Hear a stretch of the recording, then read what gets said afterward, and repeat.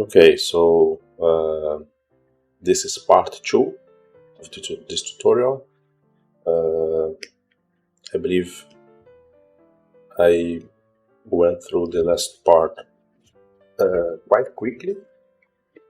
I was trying to have like a short video, not to make it too long, but then I believe it was too quick.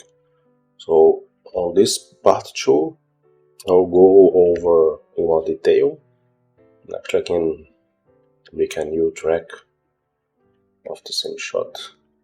Just a second, let me see something here. Okay.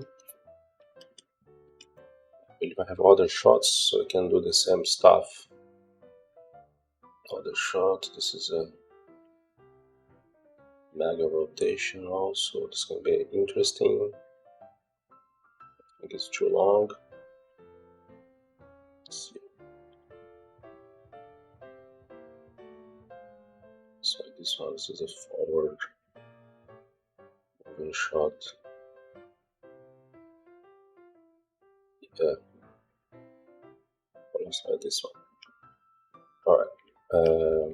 Okay. Push this guy to the side.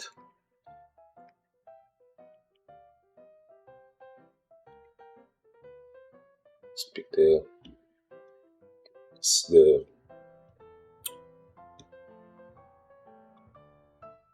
part of this, the shot.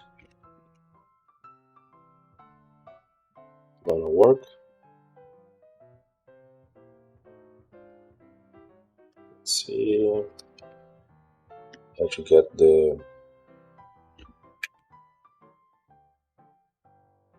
it is rotating.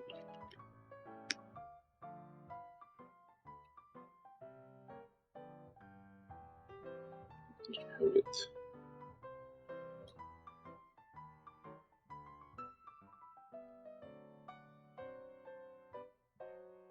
Okay, so it seems pretty okay. Right. So let's start this just the same as we did the other one. Camera tracker. Output that I do not know. The lens. So when you click on preview features, this is Nuke showing you how the points are sticking and what kind of points it's trying to track.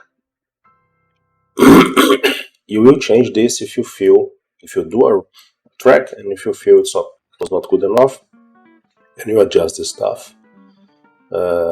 This is the length of each track, so a minimum of 3 frames. See, even if those guys are jumping, if they stick to the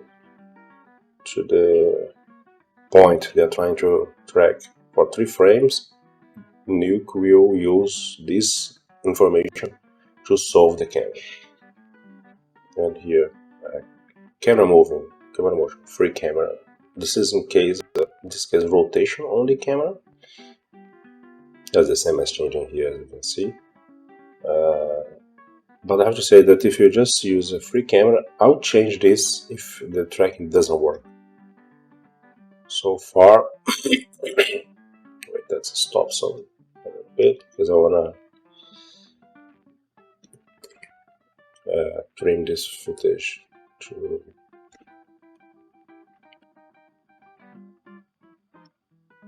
not have a tracking going over necessary frames. Right. So let's see how this goes. On the very edge here, on the top of this cliff, you can see the points are moving sideways. This is because Nuke believes that the intersection between the mountain and the ocean behind is a good point. So these ones here move. See this little guy here moving? This is not a good one. It's really sliding, a lot of them. So let's solve it first. You can go and clean them manually, but let's solve. Let's see how good of a job it will. See, it shows that these guys are not good. So the first solve gave me 1.23, which is not far from Good. So you need to go to auto tracks, but we don't have manual tracks in this case. Decrease the error to remove jittery or jumpy points, or points are sliding like this. Let's get here the average.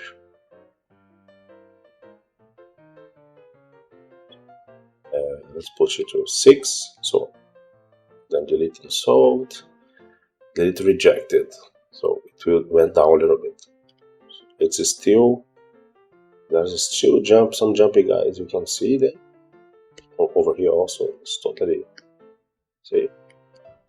Alright, let's see if it will manage to get them only by lowering the max error.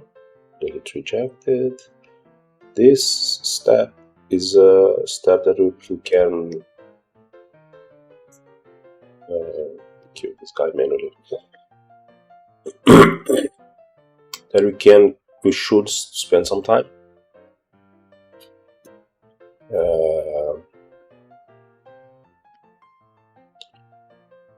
Because this is what will give us a good track or not. So I am actually doing it manually. I know this guy is bad. Let's see if I can see some other bad guys. Sky, it's totally blue. Don't do that. Edge, not good. Right here. Alright, so let's push it to a little below. You need to go slowly. That's how I do. I'm sure that there are other people with other ways of doing this. When I'm lowering the error, I go slowly, so I don't lose what I have. Because if you remove too many points, you cannot be able to solve the track. So this is already almost there. Let's remove a little bit more. And okay, let's jump on the one. Let's see if you accept. So error now it's 1. We can try 2.5 or 3 here. Let's see, maybe this will be enough to break it. Let's see, 0.9. We know these guys are bad, so we can kill them. We can kill this also, this on the edge. Let's do some odd. Check this out. This is right on the edge. No. This is on the mountain. Oh, this one is on the edge. No. I'm not seeing the.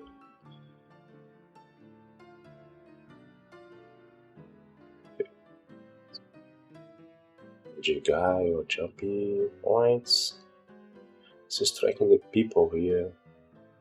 You know, she kind of is not going a lot, so I'm gonna try and leave them there.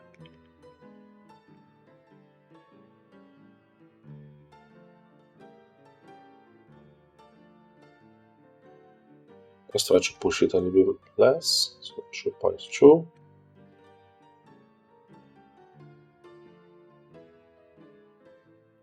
Okay, so we are reaching. Let's see. It will be 82. So this is a really solid track, and we even have this guy here. Let's see if this guy is good or bad. No, it's totally bad. Bye. This is awful.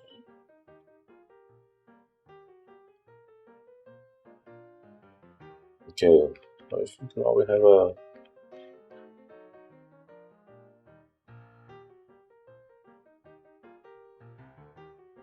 Yeah, so see, with the manual tracks I did it myself, updating the solve, pushed the error to 0.71, which is very good.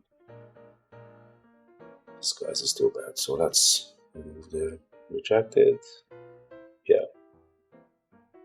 Okay, so I think now, yeah, should be fine. Good. So, what's the plan now? Let's make the Scene Plus. By doing this in Plus, you will have everything you need at once. You don't need to use it like this, but if you want, you can. I like to use it so we can test the stuff. I'm gonna bring in the point cloud generator guy. The source is here, and the cable is here.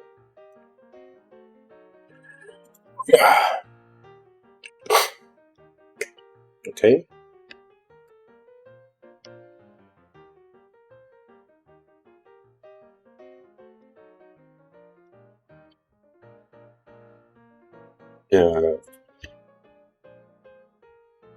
Analyze sequence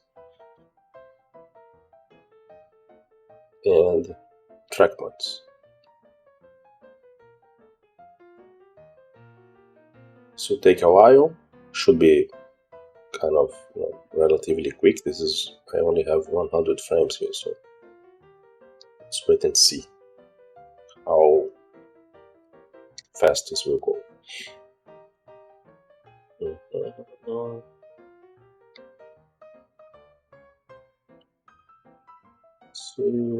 So what's doing now is it's taking the information from the camera and the source footage, building this little guy here, which is a 3D representation of the footage.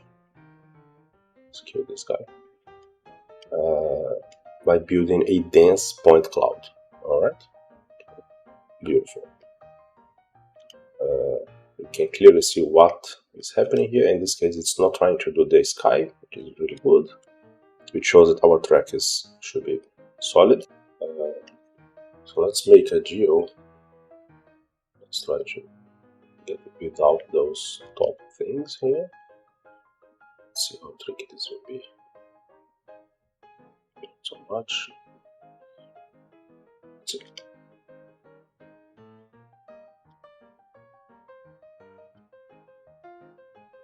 It's here. With more clarity, geometry. Right. Let's see.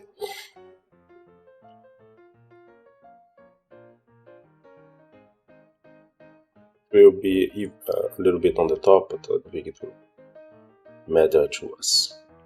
Alright, so see, it just I think it's already distorting. In this case, we don't need this little guy here.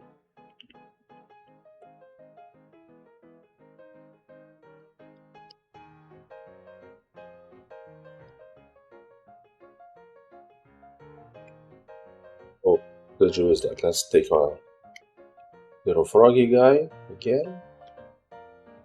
Just take the same.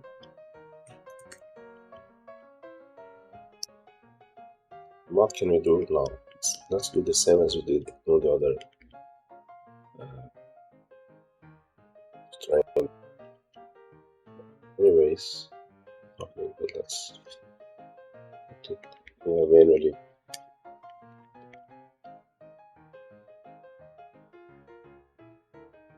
Yeah, that's odd. This should be done.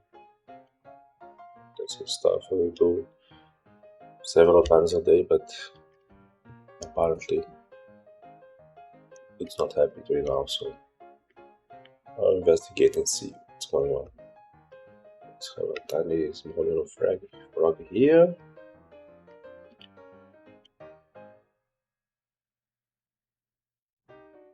Take it a little bit so it matches kind of the slope.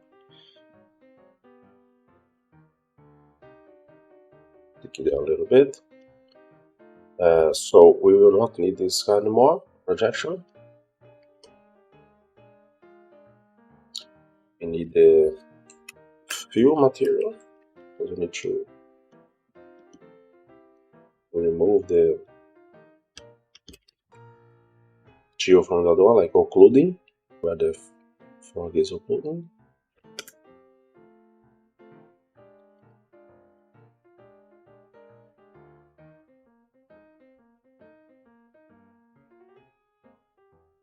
Let's make it much brighter.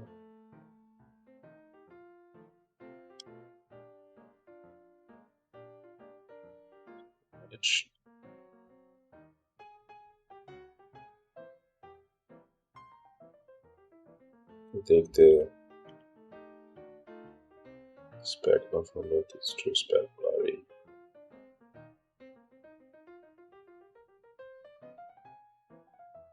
Right. So now hopefully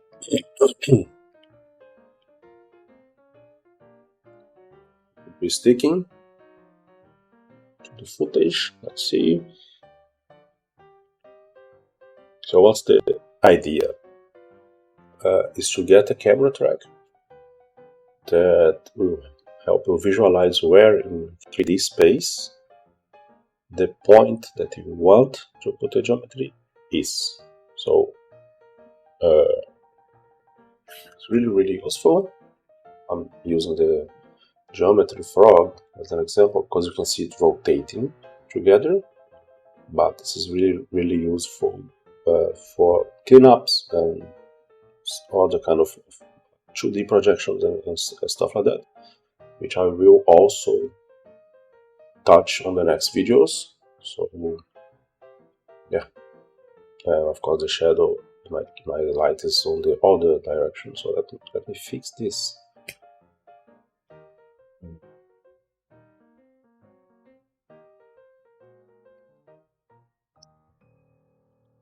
So much.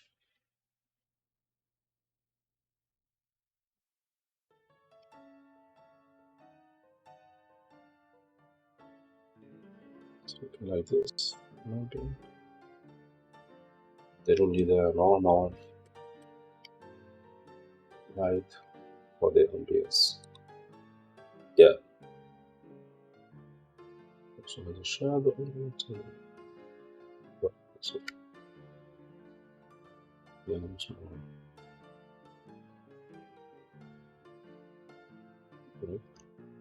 Let's preview this. So very quickly you get something sticking to footage.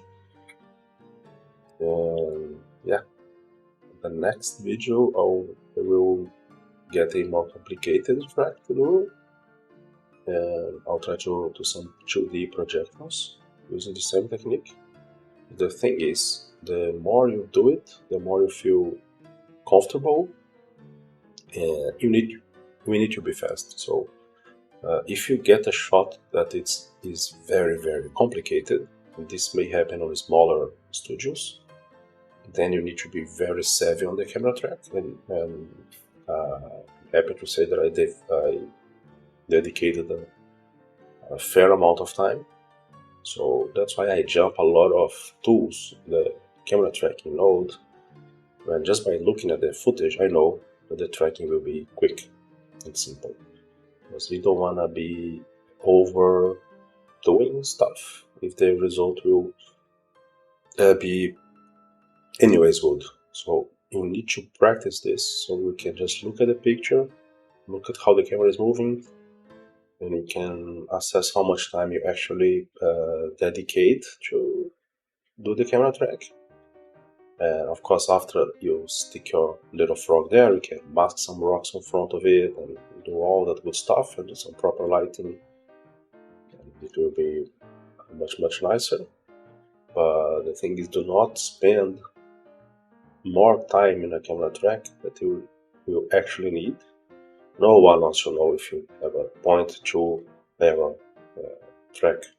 If it took you 2 times the time to finish a shot when your friend, your colleague just finished it with a 0.7, it's for a lot of cases good enough. It has to be under 1, so under 1 is already good. And yeah, so that's it. And the next one can do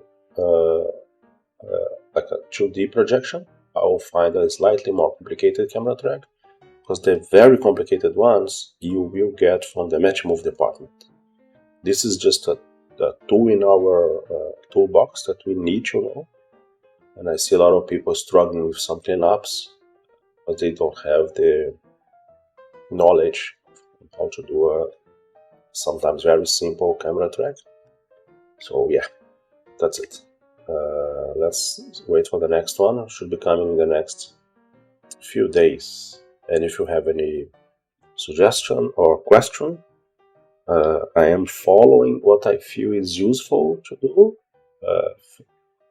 for this channel, like what will actually help people to work on compositing. I find myself helping a lot of people at work, so I thought, okay, let's try a YouTube channel. And I saw recently someone asking on Reddit for a good camera tracking tutorial, like an exercise. And so if you need some specific thing, then let me know, and we'll see if I can help.